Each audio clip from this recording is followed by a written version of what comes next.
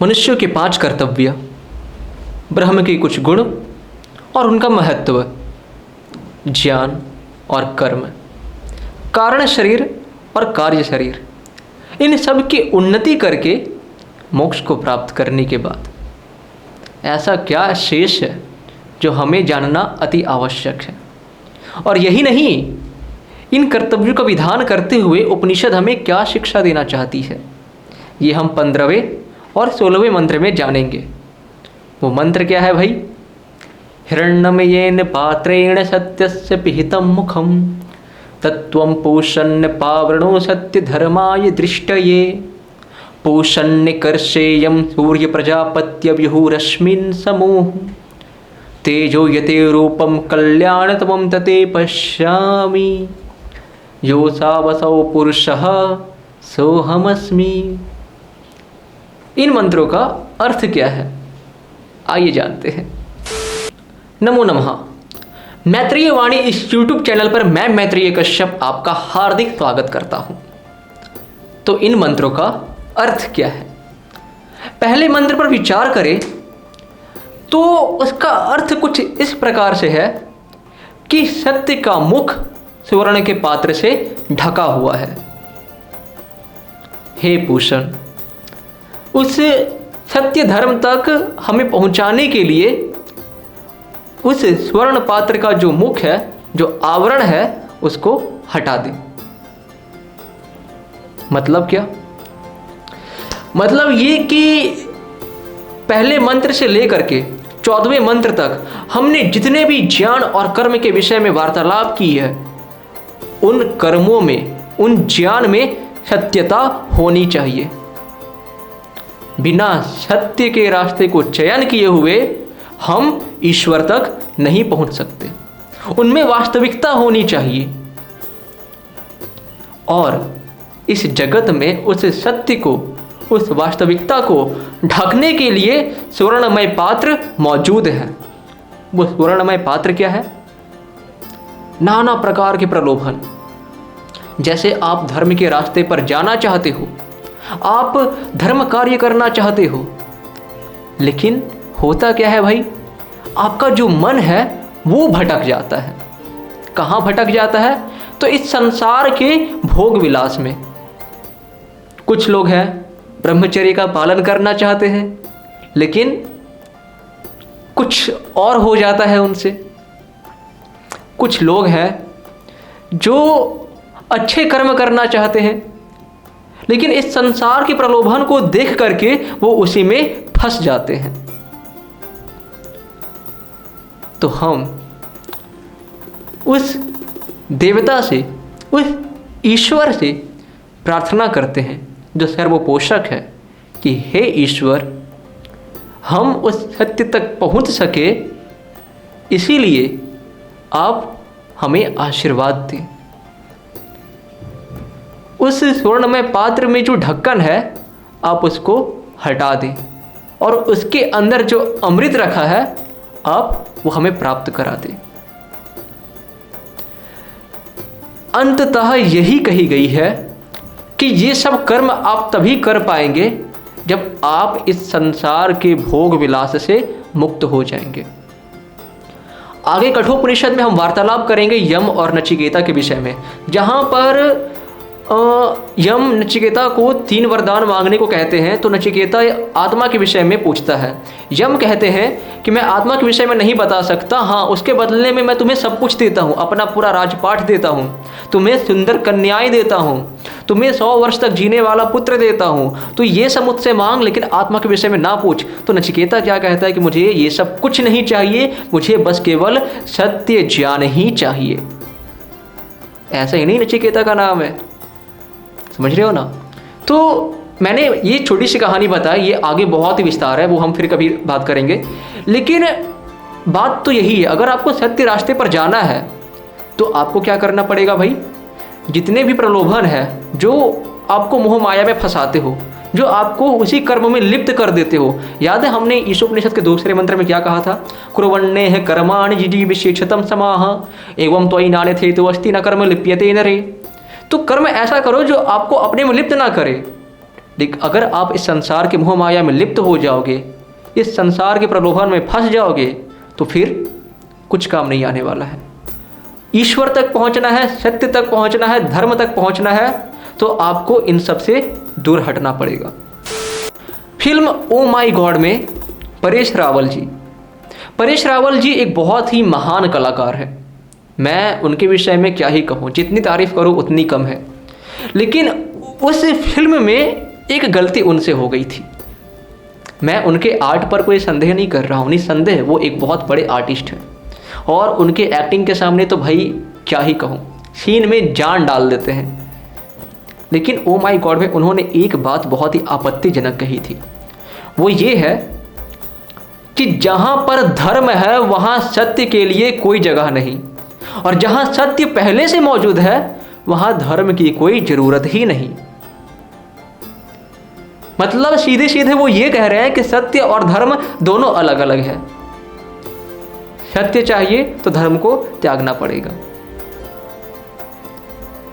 बृहदारण्यक उपनिषद में सत्य और धर्म को किस तरह से कहा गया है, आइए देखते हैं।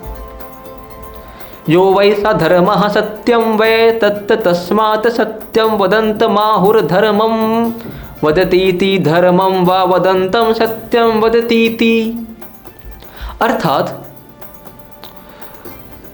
जो धर्म है वही सत्य है और जो सत्य है वही धर्म है। इसीलिए अगर कोई सत्य कहता है तो कहते हैं देखो वह धर्म कह रहा है, और कोई धर्म कहता है तो कहते हैं देखो वह सत्य कह रहा है। आखिर धर्म सत्य क्यों है? कोई भी अच्छा कर्म करना ही धर्म कहलाता है। जो अच्छे कर्म को आप अपने भीतर धारण कर रहे हैं वही आपका धर्म है। और जो आप अच्छे कर्म कर रहे हैं भैया वो असत्य हो सकता है क्या? बिल्कुल नहीं। वो झूठा कभी नहीं हो सकता, वो सत्य ही होगा। तो यहाँ पर धर्म और सत्य एक ही हुआ है। आगे बृहदारण्यक उपनिषद में ईश्वर को भी सत्य कहा गया है, मतलब सत्यम कहा गया है। उसी उपनिषद में अगर आप आगे जाएंगे तो आपको ये पता चलेगा कि ब्रह्म कहाँ रहते हैं। तत् सत्ये प्रतिष्ठितम, वह सत्य में ही प्रतिष्ठित होता है। तो वह ब्रह्म कहाँ मिलेगा आपको? सत्य के रास्ते पर ही मिलेगा। धर्म कहाँ मिलेगा? सत्य के रास्ते पर ही मिलेगा। सत्य कहाँ मिलेगा? वो धर्म के रास्ते पर मिलेगा। तो ये सब एक दूसरे का पूरक है। धर्म इज इक्वल टू सत्य, सत्य इज इक्वल टू ईश्वर ब्रह्म। तो उस सत्य तक पहुँचने के लिए हमें सत्य का ही पथ चुनना पड़ेगा। तो ईशोपनिषद के पहले मंत्र से लेकर 14वें मंत्र को फॉलो करने के बाद सबसे पहले ध्यान में हमें यही रखना है कि इन सब कर्मों में सच्चाई होनी चाहिए, सत्यता होनी चाहिए, वास्तविकता होनी चाहिए। अन्यथा आपकी एक गलती और आप इस संसार के भोग विलास में पड़ जाओगे और आप मोक्ष से, ब्रह्म प्राप्ति से कोशों दूर हो जाओगे। 16वें मंत्र में क्या कहा गया है? तो पूषण्य कर्षेयम सूर्य प्रजापत्य व्युरश्मिन समूह।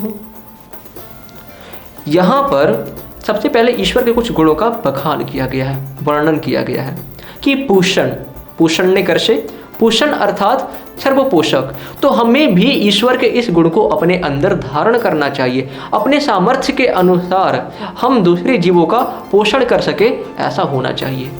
एक कर्षे अर्थात अद्वितीय, मतलब वह एक है, 2, 3, 4, 5 नहीं है। इसके बारे में मैंने पहले ही बात कर चुकी है।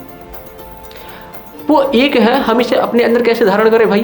तो कुछ लोग ऐसे होते हैं ना जो डबल फेस लेकर के चलते हैं।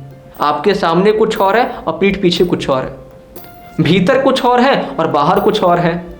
तो ऐसे लोगों से सावधान रहे और ईश्वर के इस गुण को आप अपने अंदर धारण करके आप भी एकत्व को प्राप्त हो। जैसा आप भीतर है वैसे ही आप अंदर बने। अष्टांग योग के माध्यम से आप अपनी उन्नति करते जाएं, अपने ज्ञान में, कर्म में, और इस प्रकार से करते करते आप मोक्ष तक अवश्य जाएंगे। उसके बाद आता है यम सूर्य प्रजापत्य। तो यम कहा जाता है जो धर्मराज हो, यमराज कहते हैं ना, यमराज। तो यमराज बेसिकली उसे कहा जाता है जो धर्म के देवता है। तो धर्म हमें एक चीज़ सिखाती है, वो है न्याय। तो हमें न्यायकारी होना चाहिए, हमें धर्मज्ञ होना चाहिए। उसके बाद आता है सूर्य। तो सूर्य का जो गुण है, मतलब ईश्वर का जो गुण है सूर्य, उसे हम अपने अंदर कैसे धारण करेंगे? तो सूर्य कहा जाता है जो प्रकाशमय हो, वह सूर्य है। अपने भीतर, अपने हृदय में जो अज्ञान में अंधकार फैला हुआ है, जो मिथ्या ज्ञान में अंधकार फैला हुआ है, अपने ज्ञान के प्रकाश से उसे प्रकाशित करो। और समाज में जितने भी अंधकार फैले हुए हैं, अपने ज्ञान के प्रकाश से इस समाज को भी प्रकाशित करो। ईश्वर के गुणों को इस तरह से हम अपने अंदर धारण कर सकते हैं। और आगे ये भी कहा गया है कि हे ईश्वर, जो कुछ भी बुरे गुण कर्म स्वभाव है, जो बुरे क्या कह सकते हैं, रेज हैं, जो किरणें हैं, आप उनको हमसे दूर कीजिए। और जो कल्याणकारी, जो अच्छी किरणें हैं, वो हमारे भीतर डालिए। यही नहीं, आपके इन गुणों को देखने के बाद आप वो जो पुरुष हैं, वो मैं हो जाता हूं। या यूं कहें, अहम ब्रह्मास्मि, मैं ब्रह्म हूं। अब मैं ब्रह्म हूं भैया, तब तो आदि गुरु शंकराचार्य जी की बातें ये सत्य होती है, क्योंकि उपनिषद भी यही कहता है कि यो सा बसव पुरुषः सोहमस्मि, वो जो पुरुष है वह मैं हूं, है ना। तो यहां पर देखने वाली बात यह है कि उपनिषद में ही आगे चल करके ऐसी व्याख्या आती है कि मैं उस ब्रह्म को जान लेने के बाद, उस ब्रह्म के गुणों को अपने अंदर धारण कर लेने के बाद मैं भी ब्रह्म हो जाता हूं। मैं भी ब्रह्म हो जाता हूं, मतलब मैं पहले ब्रह्म नहीं था, तो मैं जो ब्रह्म हुआ हूं, मैं आदि ब्रह्म हुआ। और जो सर्वशक्तिमान, जो जगत उत्पादक है, जो न्यायकारी है, जो एक रस है, जो मन से भी अधिक वेग वाले हैं, जो सर्वपोषक है, वो ब्रह्म तो अनादिकाल से है, वह आदि ब्रह्म नहीं है। तो मैं जो ब्रह्म बना हूं, ब्रह्म को जानने के बाद मैं आदि ब्रह्म बना हूं।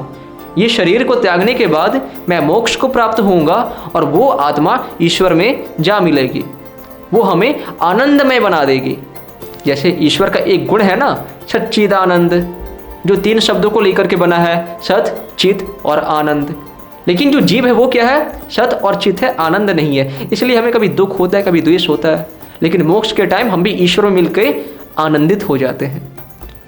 तो इस प्रकार से हम ईश्वर के गुणों को अपने अंदर धारण करके, सत्य के रास्ते पर चल करके, धर्म का कार्य करके मोक्ष को प्राप्त करते हैं। और तब जाकर वो जो ईश्वर हैं, हम उनमें जाकर के विलय हो जाते हैं और हम भी आनंदित हो जाते हैं। तो इन 2 मंत्रों का अर्थ कुछ इस प्रकार से था। और यदि आप पहले मंत्र से लेकर के 16वें मंत्र तक इन मंत्रों को अच्छे से फॉलो करते हैं, अपने अंदर धारण करते हैं, तो निस्संदेह आपको मोक्ष प्राप्ति होगी। आप अध्यात्म के रास्ते पर सुगमता से आगे बढ़ते चले जाएंगे। क्या इतना जान लेना या इतना कर लेना ही सीमित है, या और भी कुछ जानना शेष है? हमने अपने कर्तव्यों के बारे में जाना, धर्म और सत्य के विषय में जाना, ज्ञान और कर्म को अपने भीतर धारण किया, अपने शरीर को उन्नत किया, ईश्वर के गुणों को भी अपने अंदर धारण किया। लेकिन ऐसी क्या चीज़ है जिसके बिना हम मोक्ष प्राप्त नहीं कर सकते? ये हम ईशोपनिषद के 10वें एपिसोड में बात करेंगे। 10वें भाग में इस पर अच्छे से चर्चा करेंगे और उसी एपिसोड में हम ईशोपनिषद का मंत्र पाठ भी करेंगे। तब तक के लिए अगर आपको ये वीडियो पसंद आया हो तो लाइक करो। नज़रें नहीं मिला पा रहा हूँ क्योंकि मुझे लगता है, ठीक है, लाइक करो। वीडियो कैसी लगी कमेंट करके ज़रूर बताओ। ऑर्डर नहीं दे रहा हूँ भाई, रिक्वेस्ट कर रहा हूँ, बता देना, तभी तो मैं कुछ इम्प्रूवमेंट करूँगा ना, ठीक है। और सब्सक्राइब कर दो भाई का चैनल है, सब्सक्राइब करोगे तो मुझे मोटिवेशन मिलेगा उससे। मतलब ऐसे मैं मोटिवेट हूँ, मतलब एक यूट्यूबर होने का मैं फॉर्मेलिटी निभा रहा हूँ, ठीक है। तो लाइक करें, कमेंट करें और दोस्तों के साथ भी शेयर ज़रूर करें, ताकि उन्हें भी ये ज्ञान प्राप्त हो और उनका जीवन बदल जाए। ज्ञान बांटने से बढ़ता है ना। तो ये सारा काम अब आप कीजिए, यहाँ तक मैंने कर लिया। अब ये सब काम आप करेंगे तो उसके बाद मैं अगला वीडियो बनाऊंगा, ठीक है। तब तक के लिए नमो नमः।